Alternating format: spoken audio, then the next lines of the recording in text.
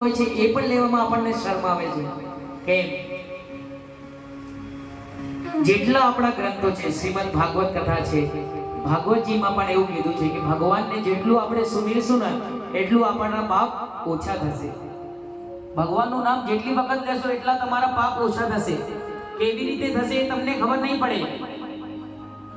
એક વખતની વાત છે, એક હસમુખ કાકા હતા. એ રોજે રોજ ગામમાં જતા ભગવાનનું આવી રીતે સુમિરન કરતા, ભગવાનને સંભળાવતા કે ભગવાન આવા છે, ભગવાન આપણને આવું આપે છે. તો એક જણને પ્રશ્ન કર્યો, કોઈ દાડા ભગવાન અમારા ઘરે તો આવતા નહીં, કેવી રીતે અમારું કામ થઈ જાય છે એ જ અમને ખબર નહીં પડતી. તો ભગવાન છે ક્યાં?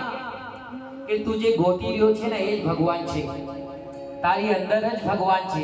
હસમુખ કાકા કેવી રીતે બતાવે છે કે તારી અંદર જ ભગવાન છે. એને ગોતવા માટે તારે શું કરવું પડશે? તો કે આત્મચિંતન કરવું પડશે. ભગવાનને જોવા માટે આંખોની જરૂર નથી. જો આંખો હોત તો